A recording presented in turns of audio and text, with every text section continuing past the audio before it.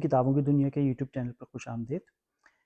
آپ کو جیسا کہ معلوم ہوگا کہ اسٹیو جابس کی خود نوش کے خلاصے کا سلسلہ ابواب کی صورت میں پیش کرنے کا سلسلہ شروع کیا گیا ہے، تو یہ اس سلسلے کی 8ویں ویڈیو ہے۔ یہ اس سلسلے کی شاید مختصر ترین ویڈیو میں سے ہو۔ اس میں اسٹیو جابس کی ذاتی زندگی کے ایک پہلو کے بارے میں بتایا گیا ہے، اور اسٹیو جاب کی خود نوش کا یہ ایک ممتاز پہلو ہے کہ چاہے ان کی زندگی کے مثبت پہلو ہوں یا منفی پہلو ہوں، انہوں نے اس میں سے کسی کو بھی مخفی نہیں رکھا۔ تو آئیے اس رودات کو سنتے ہیں۔ مشہور زمانہ کمپنی ایپل کے قیام کی روداد، اسٹیو جابس کی خود نوشت سے ماخوذ۔ چیپٹر 7، کرسین اینڈ لیسا، وہ جسے چھوڑ دیا گیا ہے۔ جب سے وہ ہائی اسکول سے فارغ التحصیل ہونے کے بعد گرمیوں کے دوران ایک کیبن میں اکٹھے رہے تھے، کرسن برین جابس کی زندگی کے اندر آتی جاتی رہی تھی۔ جب وہ 1974 میں ہندوستان سے واپس آیا تو انہوں نے رابرٹ فریڈ لینڈ کے فارم میں ایک ساتھ وقت گزارا۔ اسٹیو نے مجھے وہاں مدعو کیا، کرسن نے یاد کیا، وہاں ایک توانائی تھی جس سے میرا دل سرشار تھا۔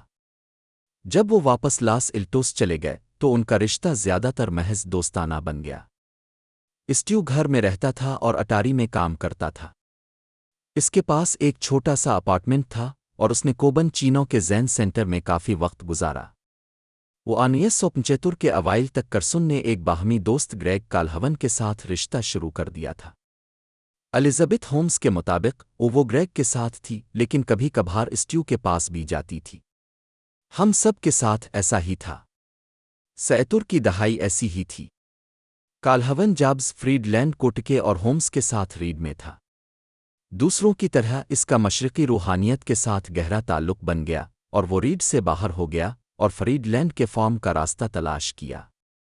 وہاں وہ 8 بائی 20 فٹ کے مرغی کے کوپ میں چلا گیا جسے اس نے ایک چھوٹے سے گھر میں تبدیل کر کے سونے کی جگہ بنا لی تھی۔ وہ 1975 کے موسم بہار میں برینن اس کے ساتھ چلی گئی اور اگلے سال انہوں نے خود ہندوستان کی یاترا کرنے کا فیصلہ کیا۔ جابس نے کالہون کو مشورہ دیا کہ وہ برینن کو اپنے ساتھ نہ لے جائے، یہ کہتے ہوئے کہ وہ اس کی روحانی تلاش میں مداخلت کرے گی، لیکن وہ بہرحال ساتھ گئے۔ میں اس سے بہت متاثر ہوں کہ اسٹیو کے ساتھ اس کے ہندوستان کے سفر پر کیا ہوا کہ میں وہاں جانا چاہتی تھی، برین نے کہا۔ ان کا ایک سنجیدہ سفر تھا جو مارچ 1974 میں شروع ہوا اور تقریباً 1 سال تک جاری رہا۔ ایک موقع پر ان کے پاس پیسے ختم ہو گئے، اس لیے کالہون تہران میں انگریزی پڑھانے کے لیے ایران چلا گیا۔ برینن وہیں ہندوستان میں رہی، اور جب کالہون کی تعلیم کا دور ختم ہوا تو وہ درمیان میں افغانستان ایک دوسرے سے ملنے کے لیے نکلے، جہاں اس وقت دنیا بہت مختلف تھی۔ کچھ عرصے کے بعد ان کے تعلقات خراب ہو گئے اور وہ ہندوستان سے الگ ہو کر واپس آ گئے۔ وہ 1977 کے موسم گرما تک برینن واپس لاس الٹوس چلی گئی تھی، جہاں وہ کوبن چینو کے زین سینٹر کے میدان میں ایک خیمے میں کچھ دیر کے لیے مقیم تھی۔ اس وقت تک جابس اپنے والدین کے گھر سے نکل چکا تھا اور ڈینیل کوٹکے کے ساتھ کنوپرٹنو میں ماہانہ $600 کا ایک مضافاتی فارم ہاؤس کرائے پر لیا ہوا تھا۔ یہ ایک عجیب و غریب منظر تھا جس میں عام قسم کے آزادانہ طور پر ایک ٹریک ہاؤس میں رہتے تھے جسے انہوں نے رینچو سببیہ کا نام دیا تھا۔ یہ 4 بیڈ روم کا گھر تھا اور ہم نے کبھی کبھار بیڈ رومز میں سے ایک کو ہر طرح کے دیوانے لوگوں کو کرائے پر دیا تھا، جس میں تھوڑی دیر کے لیے اسٹرپر بھی شامل تھی، جابس نے یاد کیا۔ کوٹکے یہ اندازہ نہیں لگا سکا کہ جابس نے اپنا گھر کیوں نہیں حاصل کیا تھا جسے وہ اس وقت تک افورڈ کر سکتا تھا۔ میرے خیال میں وہ صرف ایک روم میٹ رکھنا چاہتا تھا، کوٹکے نے قیاس کیا۔ اگرچہ جابس کے ساتھ اس کا رشتہ بے ترتیب سا تھا، برین جلد ہی اس میں بھی چلا گئی۔ یہ ایک فرانسیسی طنز کے مطابق رہنے کے لائق انتظامات کے سیٹ کے لیے بنایا گیا تھا۔ گھر میں 2 بڑے بیڈ رومز اور 2 چھوٹے بیڈ روم تھے۔ جابس حیرت کی بات نہیں ان میں سے سب سے بڑے بیڈ روم میں رہائش پذیر تھا، اور برین، جو واقعی اس کے ساتھ نہیں رہ رہی تھی، دوسرے بڑے بیڈ روم میں چلی گئی۔ کوٹکے نے کہا، 2 درمیانی کمرے بچوں کے لیے تھے اور میں ان میں سے کوئی بھی نہیں چاہتا تھا، اس لیے میں نونگ میں چلا گیا اور ایک فوم پیڈ پر سو گیا۔ انہوں نے چھوٹے کمرے میں سے ایک کو مراقبہ کرنے اور تیزاب چھوڑنے کے لیے خلا میں تبدیل کر دیا، جیسا کہ ایٹک کی جگہ انہوں نے ریڈ میں استعمال کی تھی۔ یہ ایپل کے ڈبوی کی فوم پیکنگ کے مواد سے بھرا ہوا تھا۔ کوٹکے نے کہا، پڑوس کے بچے آتے تھے اور ہم انہیں اس میں پھینک دیتے تھے جس میں بہت مزہ آتا تھا، کوٹکے نے کہا۔ لیکن پھر کننسے نے کچھ بلیوں کو گھر لے آئی جو فوم کی کنگ میں پیشاب کرتی تھیں، اور پھر ہمیں ان سے چھٹکارا حاصل کرنا پڑا۔ گھر میں رہنے سے بعض اوقات برین اور جابس کے درمیان جسمانی تعلقات بحال ہوئے اور چند ہی مہینوں میں وہ حاملہ ہو گئیں۔ اس نے کہا، میں اور سٹیو میرے حاملہ ہونے سے پہلے 5 سال تک تعلقات میں اندر اور باہر تھے۔ ہم نہیں جانتے تھے کہ ساتھ کیسے رہنا ہے اور ہم نہیں جانتے تھے کہ کیسے الگ رہنا ہے۔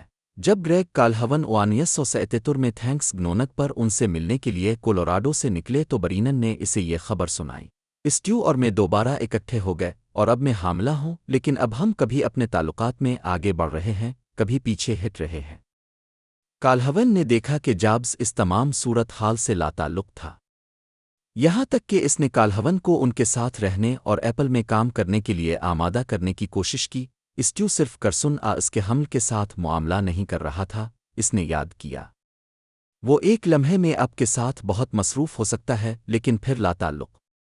یہ اس کی شخصیت کا ایک پہلو تھا جو خوفناک حد تک سرد تھا۔ جب جابس کسی خلفشار سے نمٹنا نہیں چاہتا تھا تو وہ اسے کبھی کبھی قطنا نظر انداز کر دیتا تھا، جیسے کہ اس کا کوئی وجود ہی نہیں ہے۔ بعض اوقات وہ نہ صرف دوسروں کے لیے بلکہ اپنے لیے بھی حقیقت کو مسخ کرنے کے قابل تھا۔ برینن کے حمل کے معاملے میں اس نے اسے اپنے دماغ سے بند کر دیا۔ جب اس کا سامنا ہوتا تو وہ اس بات سے انکار کرتا کہ وہ جانتا ہے کہ وہ باپ ہے، حالانکہ اس نے اعتراف کیا کہ وہ اس کے ساتھ سو رہا تھا۔ مجھے یقین نہیں تھا کہ یہ میرا بچہ ہے، کیونکہ مجھے پورا یقین تھا کہ میں وہ واحد نہیں مرد ہوں جس کے ساتھ وہ سو رہی تھی، اس نے مجھے بعد میں بتایا۔ جب وہ حاملہ ہوئی تو میں اور وہ واقعی باہر نہیں جا رہے تھے۔ اس کے پاس ہمارے گھر میں ایک کمرہ تھا۔ برینن کو جابس کے باپ ہونے میں کوئی شک نہیں تھا۔ وہ اس وقت گریگ کسی دوسرے مردوں کے ساتھ شامل نہیں ہوئی تھی۔ کیا وہ اپنے آپ سے جھوٹ بول رہا تھا یا اسے معلوم نہیں تھا کہ وہ باپ ہے؟ کوٹکے نے کہا، میں صرف سوچتا ہوں کہ وہ اپنے دماغ کے اس حصے ذمہ دار ہونے کے خیال تک رسائی حاصل نہیں کر سکتا تھا۔ الزبتھ ہومز نے اتفاق کیا۔ اس نے والدیت کے آپشن پر غور کیا اور والدین نہ ہونے کے آپشن پر غور کیا، اور اس نے مؤخر الذکر پر یقین کرنے کا فیصلہ کیا۔ اس کے پاس اپنی زندگی کے لیے اور بھی منصوبے تھے۔ شادی کی کوئی بات نہیں ہوئی۔ جابس نے بعد میں کہا، میں جانتا تھا کہ وہ عورت نہیں ہے جسے میں شادی کرنا چاہتا ہوں، اور ہم کبھی خوش نہیں رہ سکیں گے، اور یہ زیادہ دیر تک نہیں چلے گی۔ میں اس کے اسقاط حمل کے حق میں تھا، لیکن وہ نہیں جانتی تھی کہ وہ کیا کرے۔ اس نے بار بار اس کے بارے میں سوچا اور اسقاط حمل نہ کرنے کا فیصلہ کیا۔ مجھے نہیں معلوم کہ اس نے کبھی واقعی فیصلہ کیا ہے۔ میرے خیال میں وقت نے صرف اس کے لیے فیصلہ کیا ہے۔ برینن نے مجھے بتایا کہ بچہ پیدا کرنا اس کا انتخاب تھا۔ اس نے کہا کہ وہ اسقاط حمل سے ٹھیک ہے، لیکن اس کے لیے کبھی دباؤ نہیں ڈالا۔ وہ دلچسپ بات یہ ہے کہ اس کے اپنے پس منظر کے پیش نظر وہ ایک آپشن کے خلاف تھے۔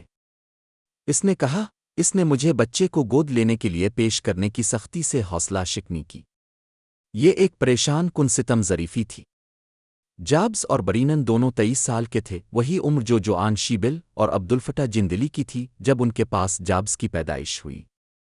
اس نے ابھی تک اپنے حیاتیاتی والدین کا سراغ نہیں لگایا تھا، لیکن اس کے گود لینے والے والدین نے اسے اپنی کچھ کہانی سنائی تھی۔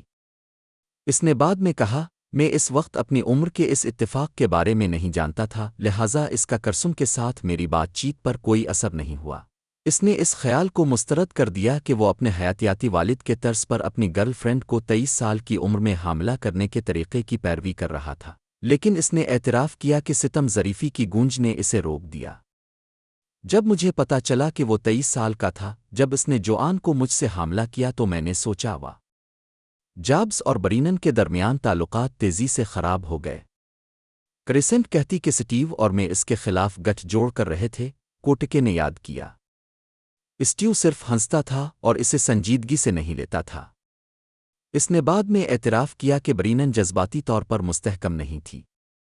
پلیٹیں توڑنا، گھر میں کچرا ڈالنا اور چارکول میں فحش الفاظ لکھنا۔ اس نے کہا کہ جابس اسے اپنی بے حسی سے مشتعل کرتا رہا۔ وہ ایک روشن خیال انسان تھا جو درمیان میں پکڑا گیا تھا۔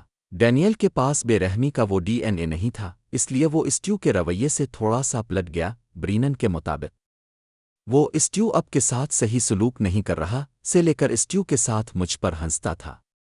رابرٹ فریڈ لینڈ اس کے بچاؤ کے لیے آیا۔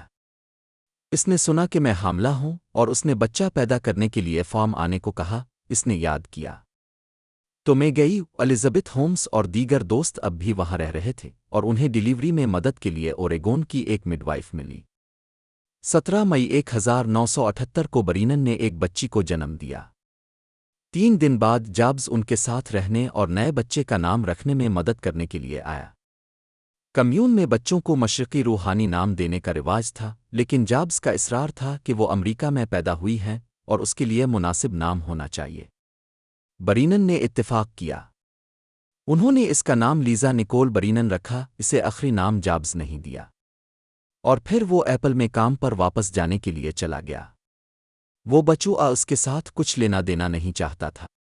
وہ اور لازا مینلو پارک میں ایک گھر کے عاقب میں ایک چھوٹے سے خستہ حال مقام میں چلے گئے۔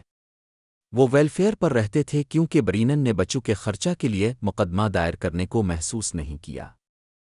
آخر کار کاؤنٹی آف سان میٹیو نے جابز پر مقدمہ دائر کیا کہ وہ ولدیت ثابت کرنے کی کوشش کرے اور اسے مالی ذمہ داری لینے پر مجبور کرے۔ پہلے جابز کیس لڑنے کے لیے پرعزم تھا۔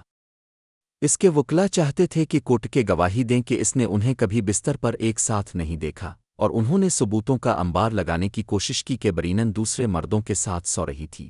ایک موقع پر میں فون پر اسٹیو پرچ نلوائی، تم جانتے ہو کہ یہ سچ نہیں ہے، برینن نے یاد کیا۔ وہ مجھے ایک چھوٹے بچے کے ساتھ عدالت میں گھسیٹ کر یہ ثابت کرنے کی کوشش کر رہا تھا کہ میں ایک قصبی ہوں اور کوئی بھی اس بچوں کا باپ ہو سکتا ہے۔ لیزا کی پیدائش کے 1 سال بعد جابز نے پیٹرنٹی ٹیسٹ دینے پر اتفاق کیا۔ برینن کا خاندان حیران تھا، لیکن جابز کو معلوم تھا کہ ایپل جلد ہی عوامی سطح پر آنے والا ہے، اور اس نے فیصلہ کیا کہ اس مسئلے کو حل کرنا ہی بہتر ہے۔ DNA ٹیسٹ نئے تھے اور جو جابز نے لیا وہ اکلا میں کیا گیا۔ انہوں نے کہا، میں نے DNA ٹیسٹنگ کے بارے میں پڑھا تھا اور معاملات کو طے کرنے کے لیے میں نے اسے کرنے میں خوشی محسوس کی۔ اس کے نتائج مثبت نکلی تھے۔ پیٹرنٹی کا امکان 94-41% ہے، رپورٹ میں کہا گیا۔ کیلیفورنیا کی عدالتوں نے جابز کو حکم دیا کہ وہ بیچوئی کی مدد کے لیے ماہانہ $385 کی ادائیگی شروع کرے، والدنیت کو تسلیم کرنے کے معاہدے پر دستخط کرے، اور کاؤنٹی کو $5,856 ادا کرے جو کاؤنٹی نے کرسن کو چائلڈ سپورٹ میں دیے تھے۔ اسے وزٹ کرنے کے حقوق دیے گئے، لیکن طویل عرصے تک اس نے ان کا استعمال نہیں کیا۔ اس کے بعد بھی جابز نے اپنے ارد گرد کی حقیقت کو بار بار بیان کرنے کا سلسلہ جاری رکھا۔ آرتھر راک نے یاد کرتے ہوئے کہا، اس نے آخرکار ہمیں بورڈ پر بتایا، لیکن وہ اصرار کرتا رہا کہ اس بات کا بہت زیادہ امکان ہے کہ وہ باپ نہیں ہے۔ وہ فریب میں مبتلا تھا۔ انہوں نے ٹائم کے ایک رپورٹر مائیکل مورٹس کو بتایا کہ جب اپنے اعداد و شمار کا تجزیہ کیا تو یہ واضح ہوا کہ امریکہ میں مرد آبادی کا 28% کا باپ ہو سکتا ہے۔ یہ نہ صرف جھوٹا دعویٰ تھا بلکہ عجیب تھا۔ اس سے بھی بدتر بات یہ ہے کہ جب کرسن برینن نے بعد میں ان کی باتوں کو سنا تو اس نے غلطی سے سوچا کہ جابز یہ دعویٰ کر رہا ہے کہ شاید وہ ریاست ہائے متحدہ میں 28% مردوں کے ساتھ سوئی ہے۔ اس نے یاد کیا، وہ مجھے ایک سلٹ ایک ویشیا کے طور پر پینٹ کرنے کی کوشش کر رہا تھا۔ اس نے مجھ پر کسبی ہونے کا تصور ڈالنے کی کوشش کی تاکہ وہ بچی کی ذمہ نہ لے۔ برسوں بعد جابز کو اپنے روئی پر پچھتاوا تھا۔ اپنی زندگی کے چند مواقع میں سے ایک اس نے اعتراف کیا، کاش میں نے اسے مختلف طریقے سے سنبھالا ہوتا۔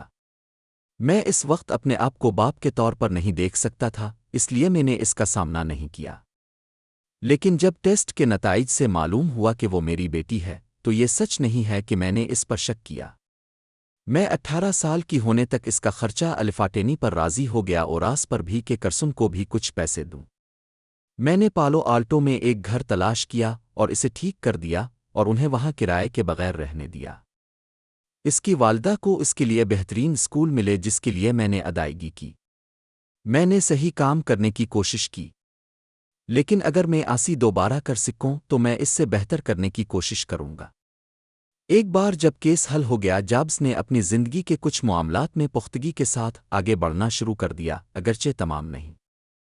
اس نے منشیات کو چھوڑ دیا، سخت ویجیٹیرین ہونے سے بچا اور ذہن سے اعتکاف میں گزارے ہوئے وقت کو کم کر دیا۔ اس نے اچھے سٹائل کے بال کٹوانے اور اعلیٰ درجے کی سان فرانسسکو ہی بوڈیشری ولکس باشفورڈ سے سوٹ اور قمیضیں خریدنا شروع کر دیں۔ اور اس نے ریکس میک کینا کے ملازموں میں سے ایک باربرا جیسنسکی نام کی ایک خوبصورت پولش خاتون کے ساتھ سنجیدہ تعلقات قائم کر لیے، لیکن اب بھی اس میں بچوں کی طرح ایک باغیانہ سلسلہ باقی تھا۔ وہ جیسنسکی اور کوٹکے کو اسٹینفورڈ کے قریب انٹرسٹیٹ 280 کے کنارے پر واقع فیلڈ جھیل میں نہانا پسند تھا، اور اس نے 1966 کی BMW R60/2 موٹر سائیکل خریدی جسے اس نے ہینڈل بار پر نارنجی رنگ کے ٹیسل سے مزین کیا تھا۔ وہ اب بھی بدتمیز ہو سکتا تھا۔ اس نے ویٹریسوں کو حقیر جانا اور اکثر اس اعلان کے ساتھ کھانا واپس کیا کہ یہ کچرا ہے۔ کمپنی کی پہلی ہیلاوین پارٹی میں 1979 میں اس نے جیسس کرائسٹ کا لباس زیب تن کیا۔ یہ نیم ستم ظریفی خود آگاہی کا ایک عمل تھا جسے وہ مضحکہ خیز سمجھتا تھا، لیکن اس کا یہ عمل بہت سے لوگوں کو ناخوشگوار لگا، یہاں تک کہ اس کی گھریلو زندگی کی ابتدائی ہلچل میں بھی کچھ نرالا تھا۔ اس نے لاس گیٹوس کی پہاڑیوں میں ایک مناسب گھر خریدا جسے اس نے Maxfield Parrish painting, brown coffee maker اور ہنکلز چھریوں سے مزین کیا تھا، لیکن چونکہ وہ بہت جنونی تھا تو فرنیشنگ کا انتخاب کرنے کی بات آئی تو اس کا گھر بیشتر خالی رہا، بستر، کرسیاں، صوفوں کی کمی تھی۔